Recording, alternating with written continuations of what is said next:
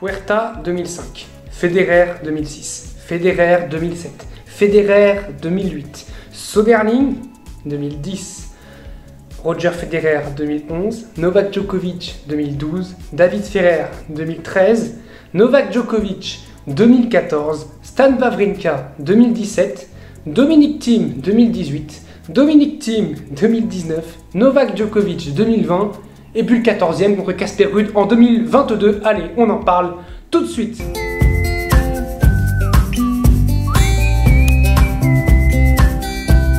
Salut à tous, j'espère que vous allez bien, je suis très heureux de vous retrouver pour une nouvelle vidéo. Alors cette finale ne restera pas dans les annales, clairement, 3-3 et 0, voilà, c'est plié, c'est collé. C'est peut-être plus la valeur symbolique de cette finale qui va rester dans l'histoire, on va dire, de ce tennis, parce que 14e Roland Garros, rien que le chiffre numéro 14 pour Novak, d'ailleurs c'est même pas un chiffre, et d'ailleurs c'est pour Rafael Nadal, pas pour Novak Djokovic, non, ce numéro 14 pour Rafael Nadal qui est incroyable. Sampras a remporté 14 grands chelems, Nadal a remporté 14 Roland Garros. Et je rappelle que Sampras avait le record de Grand Chelem avant que les trois monstres arrivent.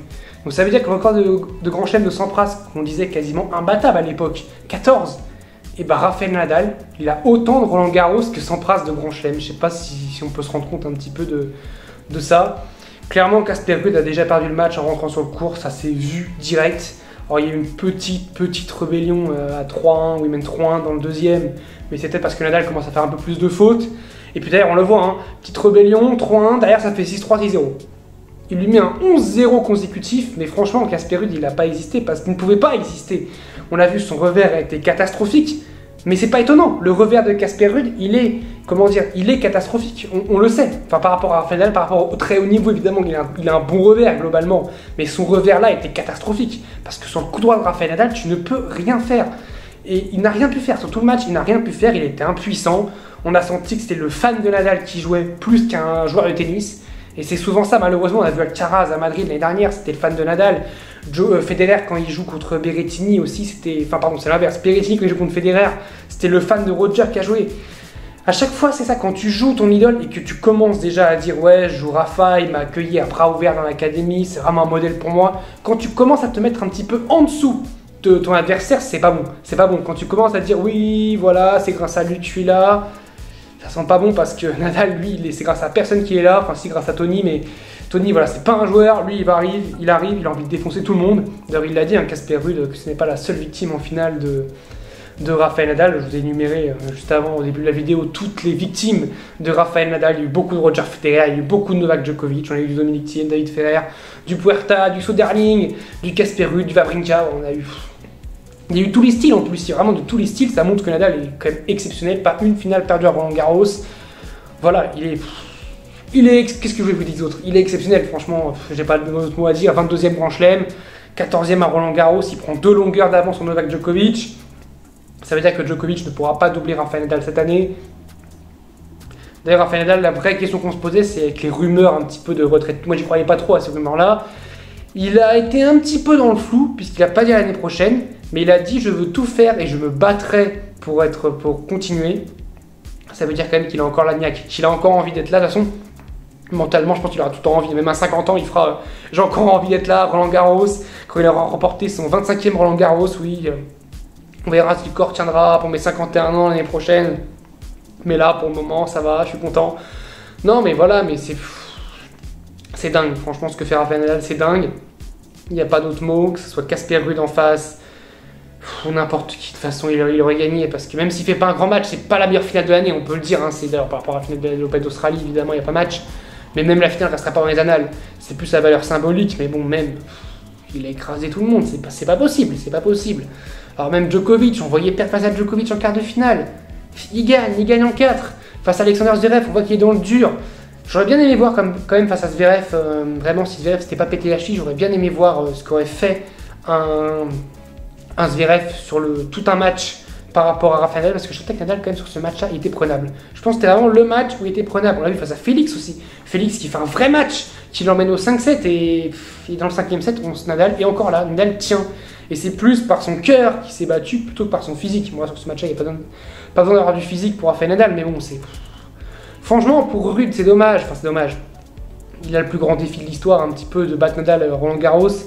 il avait tout le monde contre lui quasiment, mais il peut rien faire, clairement. C'est pas méchant contre Casper Ruud, mais il pouvait rien faire. Clairement, il pouvait rien faire. Nadal est en mission, Nadal avait envie de remporter ce 14e devant tout le monde. Peut-être avec ses rumeurs de retraite. Bon, au final, il n'y a pas de. On ne sait pas. On ne sait pas trop pour sa retraite, mais il y a quand même des rumeurs comme quoi il pourrait prendre sa retraite après ce Roland-Garros. Moi, je pense pas qu'il ira à Wim, surtout avec son pied, parce que franchement, aller à Wim avec le pied qu'il a, c'est risquer quand même la grosse blessure.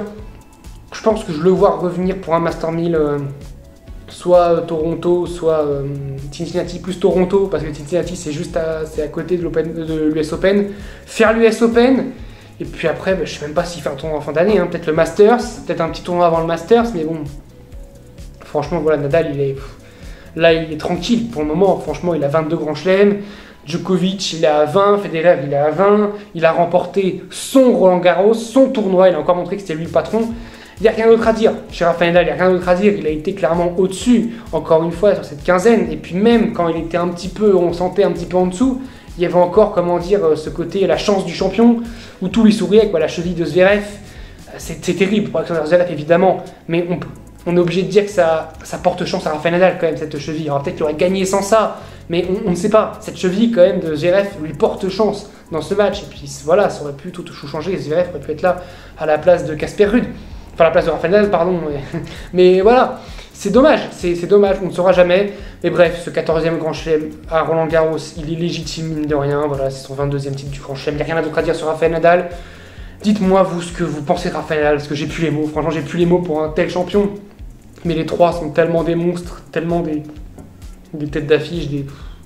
C'est colossal, mais ce que fait Nadal, ça repousse encore plus les limites de sport.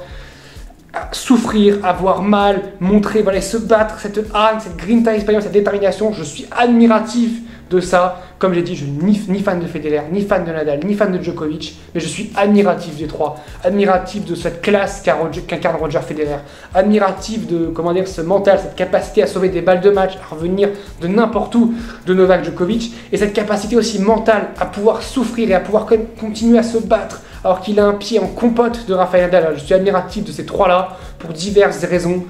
Et voilà, voilà, continuez s'il vous plaît les trois, là, continuez, faites-nous plaisir, faites-nous encore un grand chelem en commun s'il vous plaît. Voilà, dites-moi vos commentaires sur comment c'est Rafael Nadal, si vous êtes heureux de ce 14e de Rafael Nadal, si vous êtes triste que Casper Ruud ait perdu, parce qu'il y a peut-être des fans de Casper Ruud, si vous êtes triste parce que Nadal prend 2 coups d'avance maintenant sur Novak Djokovic, si vous êtes triste parce que c'est toujours le même qui gagne, voilà, vous pouvez dire ce que vous voulez. En tout cas, je lirai vos commentaires évidemment avec plaisir. On se retrouve très vite. On fera des vidéos maintenant sur Tennis Manager la semaine prochaine avec Gabriel Debruyne qui a remporté Roland Garros Junior, évidemment, le petit crack français Gabriel Debruyne qui a remporté Roland Garros Junior. Voilà, Nadal qui gagne chez les seniors, Debruyne chez les juniors, Kiki Mladenovic et Caro Garcia qui gagnent en double, Swiatek qui gagne facilement encore une fois en simple, Coco Gauff du coup qui perd et en double et en simple, une semaine d'émotion avec des matchs de dingue. Je retiens principalement peut-être évidemment le Novak Djokovic, Rafael Nadal qui fait la bascule un petit peu entre Djokovic qui était favori avant ce match-là et Nadal qui devient après le légitime favori. Le Nadal Zverev restera jamais gravé dans l'histoire avec ce qui s'est passé. 3 heures pour même pas 2-7, ça restera à jamais dans l'histoire. Il y a ce Nadal contre Félix Auger-Aliassime, il y a ce Gilou face à Carreño Busta, il y a ce Zverev face à Alcaraz, il y a ce Joe-Wilfried Tsonga face à Casper Ruud. On a eu tellement de beaux matchs et c'est dommage de terminer sur une purge, carrément on peut le dire, sur une purge, sur un 6-3, 6-3, 6-0. En tout cas, là, il faut terminer la vidéo. Je vous dis salut à tous. Portez-vous bien.